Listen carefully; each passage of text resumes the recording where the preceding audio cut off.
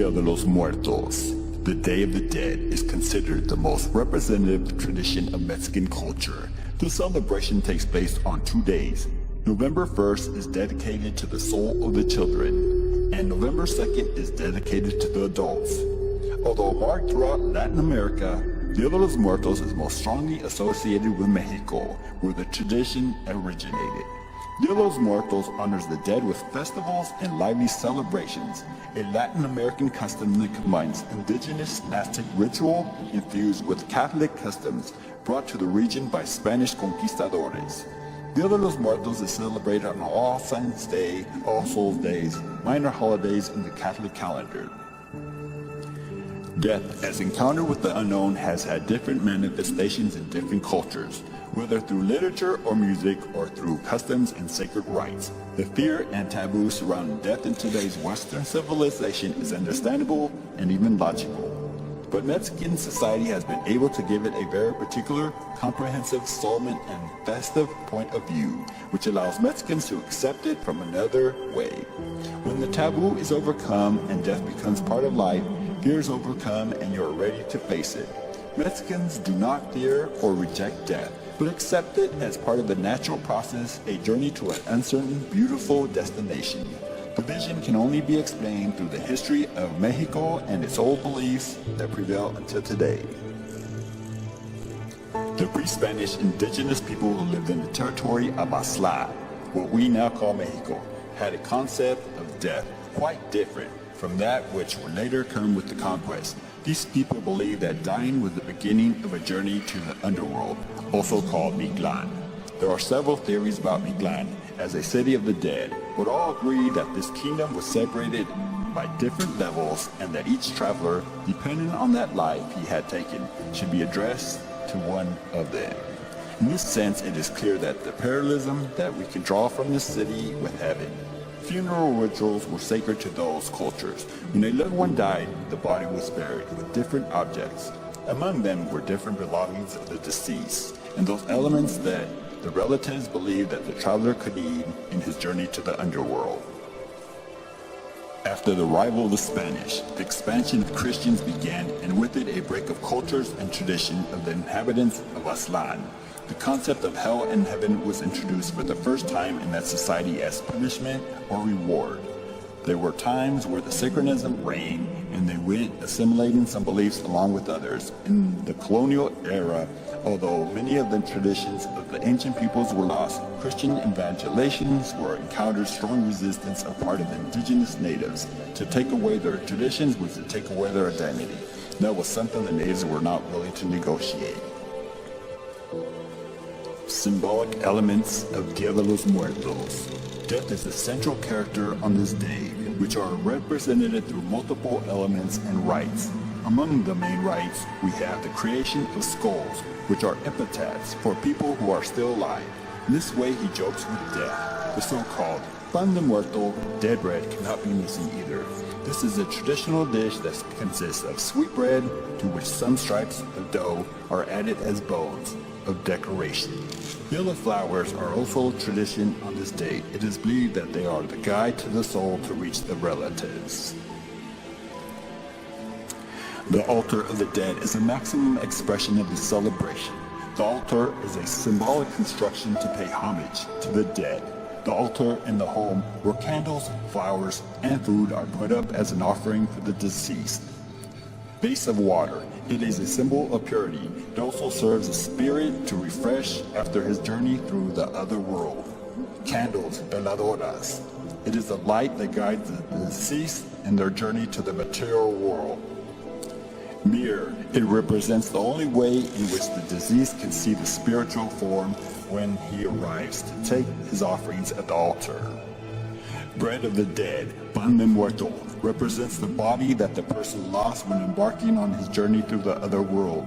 The lines on the bread of the dead signifies the bones as well as the cane.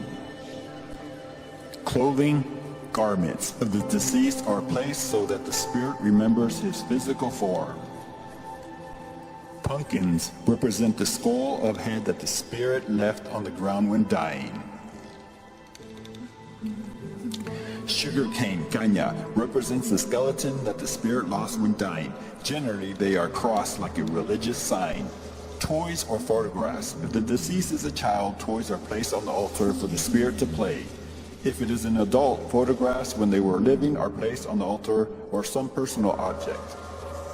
Salt, symbol of purification and preservation of the body. It is also the way that the deceased must follow up to the altar. It can be placed in a cross form to protect the spirit. Calaveras. They are placed in the altar to remind the person who no longer belongs in this world. Papel picado is the threshold between the world of the dead and the world of the living, used with images of skulls in colors such as black, orange, and purple. Incense is lit in the eve of November 2nd to guide the soul of the deceased to the altar. Food. The favorite food is placed that the deceased loved eating, so that it recharges its forces in its return to the other world. Flowers de Sempapuchi, placed since pre-Spanish times as symbols of respect for the deceased. Crosses can be formed with these. The color of Dia de los Muertos. Yellow represents the strength of light and life. It also evokes the sun, which in the Aztec tradition is believed to guide the souls of the deceased. The tradition cemetery flower is the one that gives the yellow color in the decorations. That is why the petals of cemeteries are used to make roads, to guide the dead to their offerings. Purple represents Christian mourning. When they arrived in America, the Spaniards in the 6th century brought in their own celebrations of Day of the Dead, where they remembered the dead on All Saints' Day by turning the natives of the New World into Sacramentism that blended the European and pre-Hispanic traditions, matching the Catholic festivities of All Saints' Day and All Souls, with the similar Mesoamerica festival, creating the present day Dia de los Muertos, Day of the Dead, and adding the purple color, which symbolizes Christian mourning in this celebration. Black, it refers to the pre-Hispanic religion, the Tilan, the place of blackness, and Mictlan, that is, the site of the dead. White, it means light, innocence, and purity. It is also used as a representation of the sky. It's the representation of each altar, has its variation depending on each region of the country, but all agree that the rite is a gift of the ancestors and invitation of them to visit. The 7 steps of the altar. In the upper first step of the altar, the photograph of the favorite saint or the Virgin Mary, or a cross is placed. In the second step, there is a stamp of the souls of Purgatorio. The third step, the salt. The fourth step is bread of the dead, pan de muerto. The fifth step, the meals and dishes that you are willing to offer the deceased. In the sixth step, the photo of the deceased person to whom the altar is dedicated is accommodated. And in the last step, a cross of camandula, made of tejocote and limes. This altar also carries the 4 candles forming a cross and includes a pot of clay, olla de barro, where wonderful smelling herbs are put to clean the environment. There are also chains of purple and yellow chopped colored paper, papel picado. 3 flowers, purple, yellow, and white, symbolizing morning, earth, and the sky. A white canvas, which represents the purity of the spirit and the sky, is used as a tablecloth, and a single candle representing the soul of the deceased. Maize and fruits are also offered as earth offerings, as well as the favorite dishes of the deceased, and sugar skulls, thus representing the skull of the ancient Aztecs. The most familiar symbol of Dia de los Muertos may be the calacas and calaveras, skeletons and skulls, which appear everywhere during the holiday. In candle suites, as parade masks, as dolls, calacas and calaveras are almost always portrayed as enjoying life, often in fancy clothes and entertaining situations. The celebration of each November 2nd begins with the bells of the church, accompanied by some rites, such as the creation of the altar, of the dead. It is believed that the flowers, the prayers, and the different symbols that accompany the dead help the souls to return to earth to comfort their loved ones. Relatives are an active part of this ceremony, supporting the traveler and paying tribute. Assured that the dead will be insulted by mourning or sadness, Dia de los Muertos celebrates the lives of the deceased with food, drinks, parties, and activities the dead enjoyed in their life. Dia de los Muertos recognizes death as a natural part of the human experience, a continuum with birth, childhood, and growing up to become a contributing member of the community. On Dia de los Muertos, the dead are also part of the community, awakened from their eternal sleep to share celebrations with their loved ones. Today, the Day of the Dead celebration is a combination of different cultures and beliefs. Mexico is a multicultural country that knew how to preserve its ancient rites and in turn add different meanings and traditions of various peoples and cultures.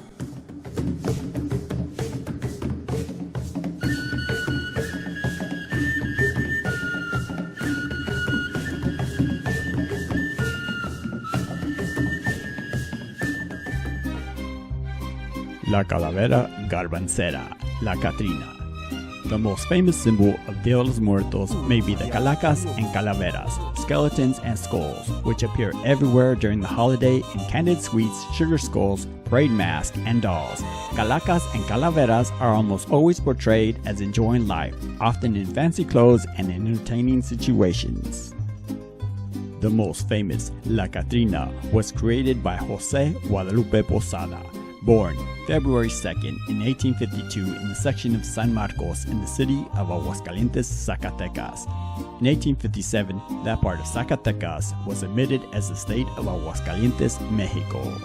At a young age, he showed his genius artistic flair for drawing. His brother, Cirilio Posada, who was also his literacy teacher, signed him up at El Esfuerzo, an arts and crafts school. He became a lithographic apprentice at the age of 18 at the printing press of Jose Trinidad Pedrosa. The business grew to be the most important of its kind in Mexico. Posada's first illustration was in El Jicote, a newspaper with a political, comical overtone to it. The first illustration of death was in 1872, the image of a small skeleton holding a scythe over a tombstone. Posada's reputation grew rapidly, not just locally in Aguascalientes from 1852 to 1872, in the city of León, Guanajuato, 1872 to 1888, in Mexico City and the world, from 1888 to his death in 1913.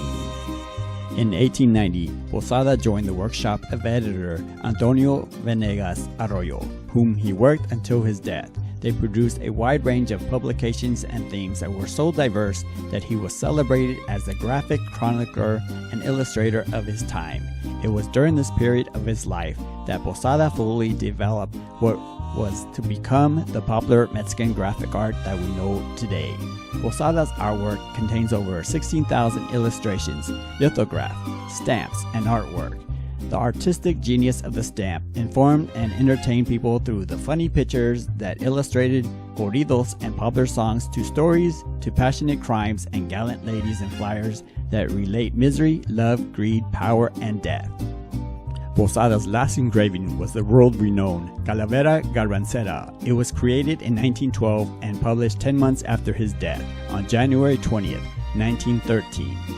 Garbancera, to all those people who have indigenous blood but pretend to be European, forgetting and not wanting to be part of the roots and their culture, later to be known as Calavera Catrina, the Catrina skull. The concept of La Catrina originated during the Porfiriato between 1876 and 1910, when Porfirio Diaz was president of Mexico. As a criticism of the elitist class of Mexico, Posada wanted to create skeletons dressed extravagantly and elegantly to depict the Mexican woman of the upper class during the Porfiriato. Posada said that death is democratic, because at the end of the day, blonde, brunette, rich or poor, everyone ends up as a skeleton at the end. La Catrina signifies death for Mexicans, and there are different sizes, textures, and colors throughout Mexico and the world. Even though La Catrina is very popular, many people do not know its significance, and they associate it with something dark, which is a mistake. Even though La Catrina is a skeleton, she symbolizes a tradition full of life with an extravagantly plum sombrero tilted to the side, an elegant, tight dress. La Catrina's tall, elegant, dignified female skeleton eloquently stands in the center of attention in homes, restaurants, and museums all around Mexico and the world. La Catrina is something spiritual in Mexico. We always adore and admire skeletons. We are not afraid. We love the bones that represent our ancestors. For Mexicans, death does not scare us. On the contrary, we dress La Catrina up nicely. We turn her into candy to eat. We craft La Catrina with different materials to be able to admire her as part of our culture, but specifically as part of Dia de los Muertos, Day of the Dead. Over time, the social commentary that La Catrina portrayed, which originated in Mexico's social change, its corrupt government, the hypocrisy of the rich, or the suffering of the poor, the image of La Catrina and its details are considered one of Mexico's most iconic figures. La Catrina is a symbol of unity, distinction, and cultural pride for Mexicans. La Catrina is a form of unifying humanity, because at the end, blonde or brunette, rich or poor, everyone ends up as a skeleton.